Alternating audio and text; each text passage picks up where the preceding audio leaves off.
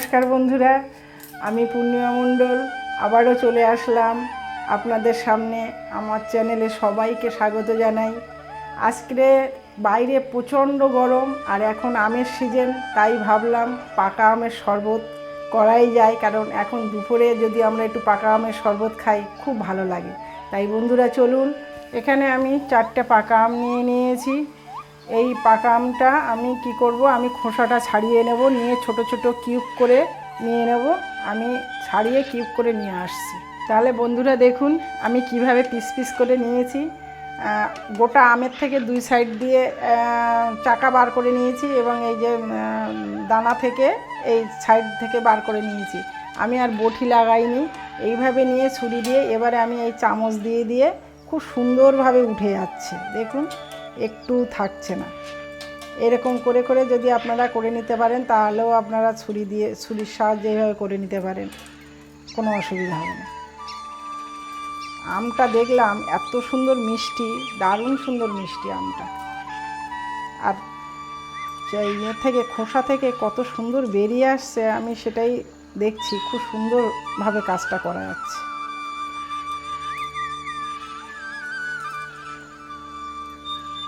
এইভাবে প্রত্যেকটা আমের চাকা থেকে আমি আমের অংশটা বার করে নিচ্ছি।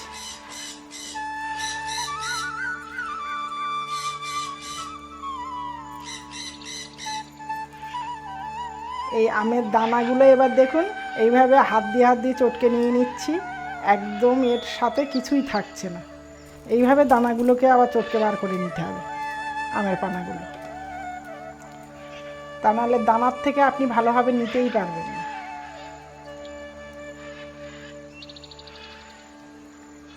একদম দানাটা সাদা হয়ে যাচ্ছে। আর আমটা এত সুন্দর, এর মানে কোনো রকম আঁশ নেই দেখছি। এই আমগুলো আমাকে এক কাকিমা গিফট করেছেন, তাদের গাছের আম। তাই ভাবলাম যে আপনাদের সাথে এটা একটু শেয়ার করি। বন্ধুরা দেখুন আমি পুরোটা একদম দানা থেকেও বার করে নিয়েছি, চাগালা থেকেও বার করে নিয়েছি।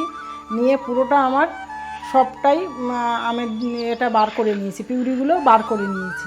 এবারে আমি মিক্সিতে দেব। মিক্সিতে আগে আমি তাল মিশ্রি দিচ্ছি। আমি চিনি এখানে ব্যবহার করব না, কারণ আমটা প্রচণ্ড মিষ্টি। এবার অল্প করে আমি একটু তাল মিশ্রি দিচ্ছি, 2 চামচ মতো তাল মিশ্রি দিলাম। তাল মিশ্রিটা কী বলুন তো, বাচ্চারাও খেলে, বাচ্চাদেরও এই যে ঠান্ডা লাগার ধাতটা, তাদেরও কিন্তু অনেক উপকার দেবে, পেট ঠান্ডা হবে। আর এখানে দিয়ে দেবো আমি 1 কাপ পরিমাণে দুধ দেব। এটা আমি একদম পুরো আমার ফ্রিজে ছিল ঠান্ডা একদম। আমি 1 কাপ পরিমাণে দুধ নিয়ে নিচ্ছি, পুরো ঘন দুধ। তারপরে পরে বুঝে আমি আবার দেবো। এই 1 কাপ পরিমাণে দুধ দিয়ে দিয়েছি, যেগুলো কফি মগ থাকে না, সেই কফি মগের এই 1 কাপ আমি দুধ দিয়ে দিলাম। এবার পরেক্ষণে আমি দেখে আবার প্রয়োজন হলে দেব। এবারে কি করব, এবারে আমি এই পিউরিগুলো সব মিক্সির ভিতরে দিয়ে দেব। এত সুন্দর তৈরি হয় এটা, আর এত সুস্বাদু খেতে হয়, দারুণ লাগে। আর এই সময় যদি না খান, খাবেন কখন? এখন আমের সিজন আর এই গরমের সময়, মানে একদম পেটটা এত ঠান্ডা করে দেবে।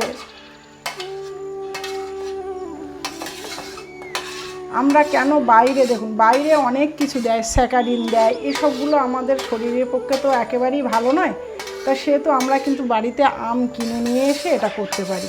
বা দেখুন যারা গ্রামে থাকেন তাদের তো আরও কোনো কথাই নেই, তারা গাছ থেকে পেড়ে নিচ্ছেন বা গাছের নিচে পড়ছে। এবারে আমি মিক্সিতে একটু ঘুরিয়ে নেব, অল্প করে ঘুরিয়ে নেব।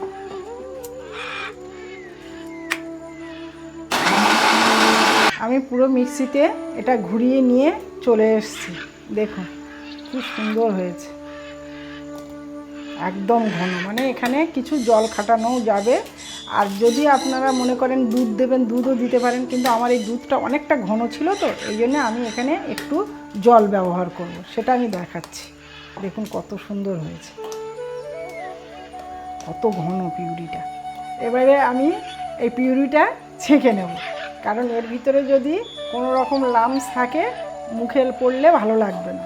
এরকম করে একটা পাত্রের মধ্যে আমি বড় একটা ছাঁকনির সাহায্যে এইভাবে আমি ছেঁকে নিচ্ছি। থাকতেও পারে নাও থাকতে পারে, এই আমটা খুব সুন্দর আম, এর ভিতরে কোনো আঁশ নেই, কিন্তু তবুও আমি একটু করে নিচ্ছি। কতটা হয়েছে দেখুন, 4টে আমে, এতে দুধ দেওয়া আছে। আর দেখুন বাচ্চারা তো দুধ খেতে ভালোবাসে না একদম, এখনকার বাচ্চারা ফাস্ট ফুড খেতে ভালোবাসে। আর কি বাইরে গেলেই মা ফ্রুটি দাও, ফ্রুটি। এইবার আপনারা দেখুন এই ফ্রুটি, এটাকে যদি ফ্রুটি বলে দেন তাহলে কতটা সুবিধা। দেখুন তাল মিশ্রি দেওয়া রয়েছে আর পিওর একদম আমের জুস। তাহলে এবার বাচ্চার কোনো রকম কোনো ক্ষতি হওয়ার কোনো সম্ভাবনাই নেই। এটাকে বলবেন যে ফ্রুটি খাচ্ছি, এই যে ফ্রুটি। দেখুন আমি বলছিলাম যে আমের কোনো রকম এর ভিতরে আঁশ নেই, কিন্তু দেখুন নেই বলতেও তাও দেখুন কতটা বার হলো। এই জন্যই একটু কি বলুন তো, এরকম করে ছেঁকে নিলে খুব ভালো হয়। ব্যাস আমার ছাঁকনিতে ছাঁকা হয়ে গেল। এবারে আপনি আপনার নিজের মর্জি মতো কীরকম পাতলা নেবেন, কেমন রাখবেন সেটা আপনি দেখে নিতে পারবেন। মোটামুটি ভালোই হয়েছে। আর একটুখানি আমি দুধ দেবো, আর জল দেবো না, ভালো পাতলা হয়েছে। আমি একটু ওই তখন মিক্সি ধুয়ে একটু দিয়েছি, একটু দুধ দিলে আরও টেস্টি হবে। আমি তখন কফি মগের 1 মগ দিয়েছিলাম দুধ, আর অল্প করে দেব।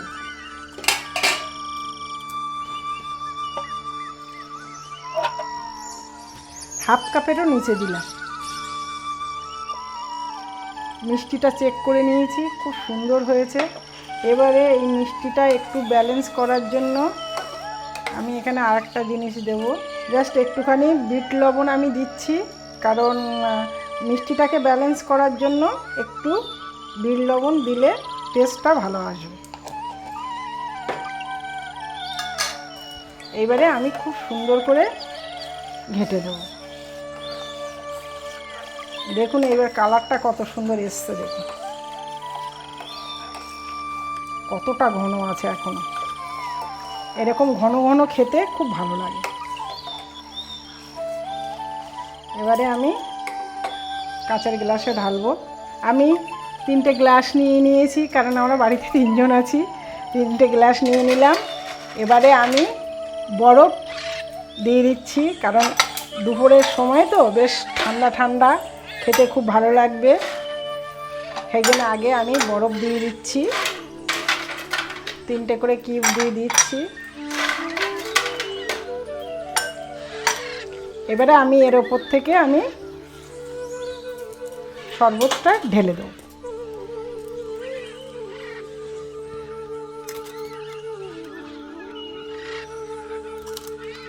কি সুন্দর দেখাচ্ছে,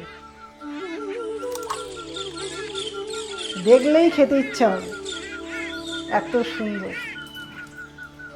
এখনো 4 থেকে 5 গ্লাস হবে এখন। তাহলে 4টে আমে কতগুলো হলো? আমার আমের শরবত কমপ্লিট।